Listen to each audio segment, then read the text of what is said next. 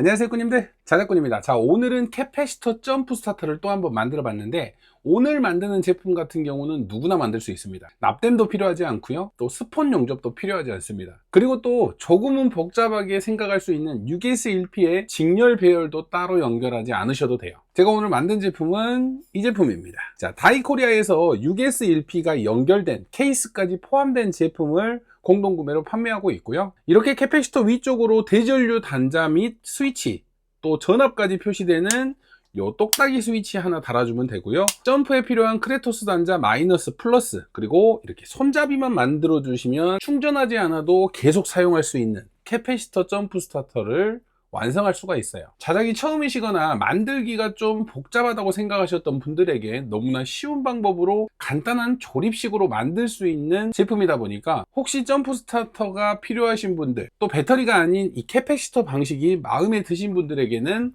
아주 좋은 재료가 될 것 같습니다. 자, 그럼 지금부터 만드는 모습 한번 보여드려 보도록 하겠습니다. 그럼 지금부터 이 맥스웰 6S1P로 된 캐패시터 점프 스타터 조립을 완료해 보도록 하겠습니다. 먼저 캐패시터가 필요하겠죠. 캐패시터는 6S1P로 다 연결되어 있고, 케이스 자체도 튼튼한 케이스라서 이 제품을 바로 사용하시면 됩니다. 그리고 이 제품을 사용을 할 때 스위치 역할을 해주는 대전류 똑딱이 스위치, 이쪽 마이너스 단자에 연결을 해버릴 거예요. 그리고 플러스 단자에는 크레토스 단자를 또 연결을 해서 마이너스와 플러스, 이렇게 크레토스 단자로 점프할 수 있는 단자를 만들어 줄 거고요.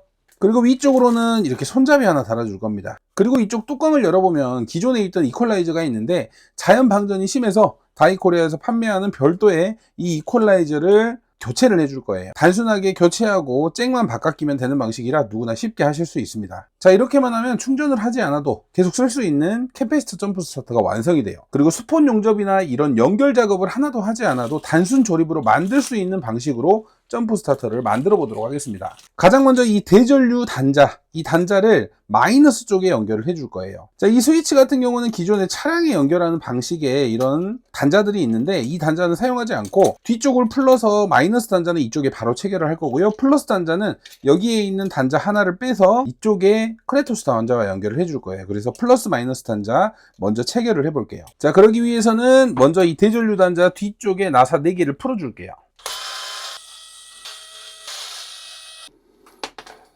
자, 대전류 단자 뒤쪽으로는 이렇게 너트가 2개가 있는데, 자, 이렇게 하나 더 추가로 연결된 단자 있죠? 자, 이쪽 단자를 풀어줄 겁니다. 그래서 이쪽 단자를 마이너스 단자에 체결을 해줄 거예요. 자, 이 부분이 좀 빡빡할 수가 있으니까 저는 기구를 이용할게요.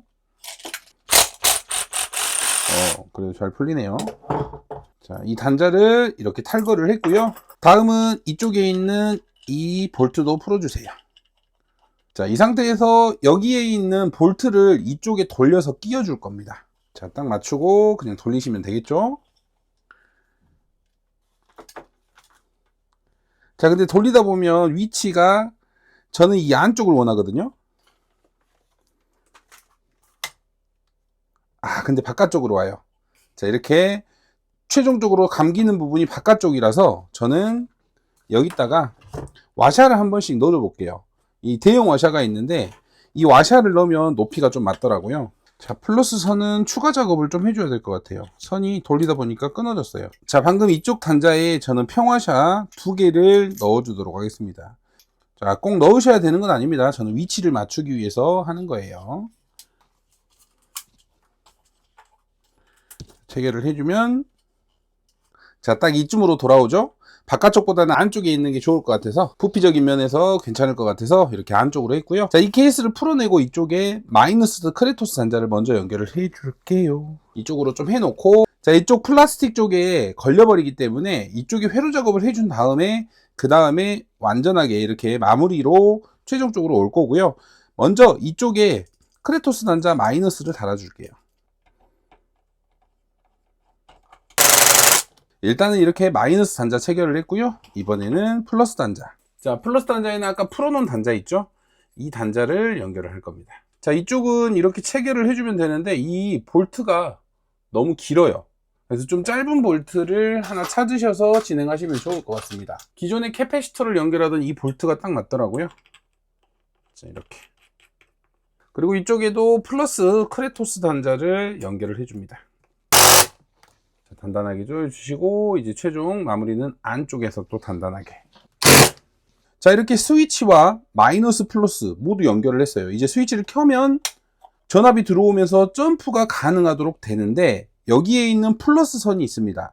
자, 이 플러스 선을 플러스 쪽에 연결을 해줘야 돼요. 근데 선이 이렇게 가면 좀 보기 싫을 것 같아서 납땜을 혹시 못 하시는 분들은 선을 이쪽으로 이렇게 끌어오셔야 되고요. 혹시라도 납땜이 가능하면 저는 이 안쪽에 플러스를 찾아서 납땜을 해줄 거예요. 그래서 먼저 이 케이스를 벗기고 회로 작업 먼저 해주도록 할게요. 자, 볼트는 이쪽 삼각형으로 3개 들어가 있거든요. 이쪽으로 보시면 이렇게 종이 사이로 구멍이 뚫립니다. 이쪽도 이쪽에 구멍.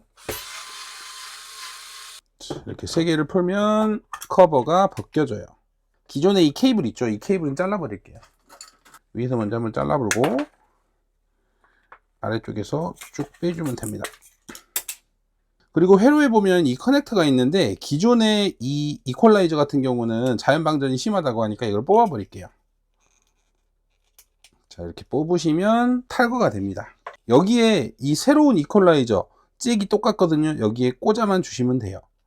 똑같이 이런 식으로 꽂아만 주시면 됩니다. 근데 이쪽이 이 종이판이 대져 있긴 한데 그래도 조금 뭔가 불안하죠. 이게 철판이라서 뒤쪽에 이렇게 회로가 전기가 통하는 단자들이 있는데, 이 종이로만은 조금 불안해서 저는 제가 가지고 있는 종이 절연지를 한 장 더 붙여 줄게요. 기존 사이즈와 거의 동일하게 위쪽에 종이 절연지를 한 장 더 붙여 주고요.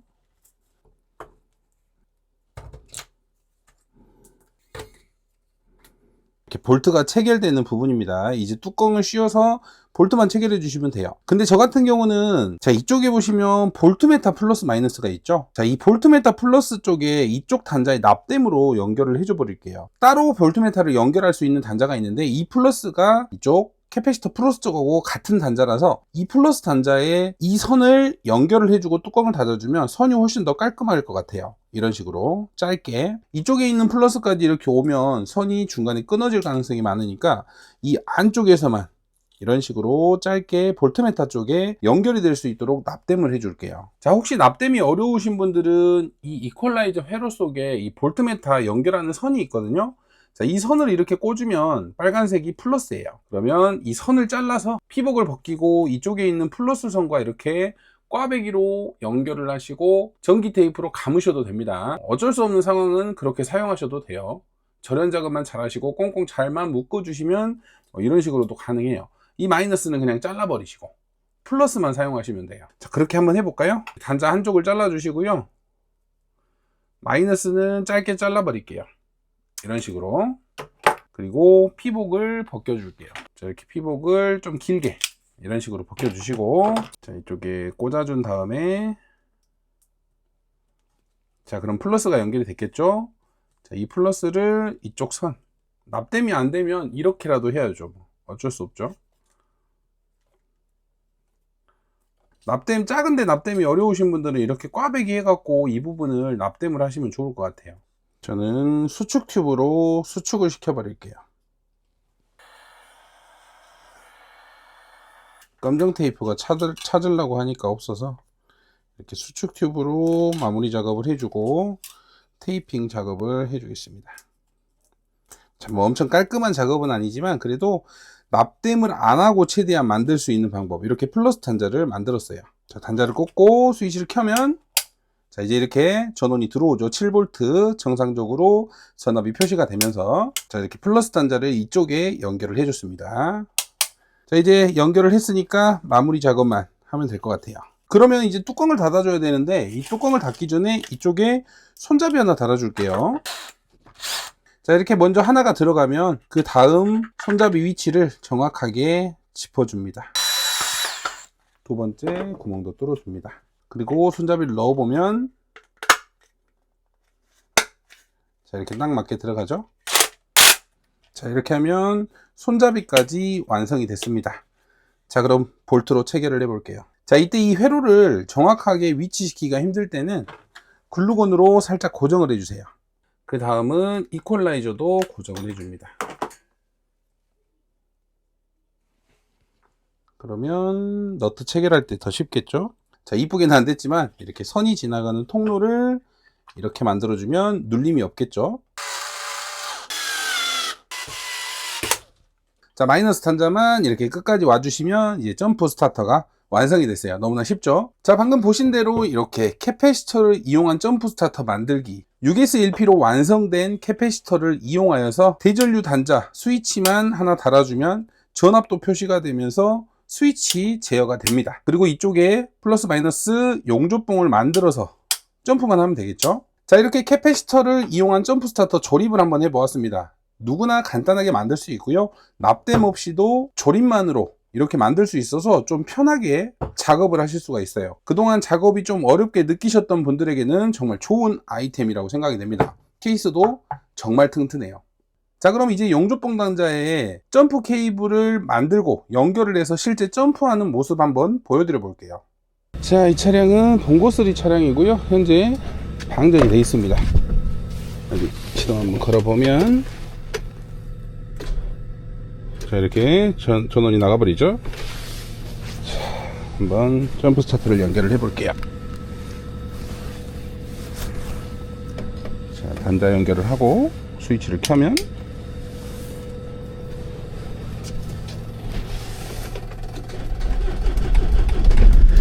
자, 이렇게 시동이 잘 걸립니다. 오, 만족스러워요. 자, 시동을 걸고 나서는 바로 이렇게 충전이 됩니다. 13.6V, 7V. 따로 충전하지 않아도 바로 방금 사용한 전압이 다시 충전이 돼요. 너무 좋죠?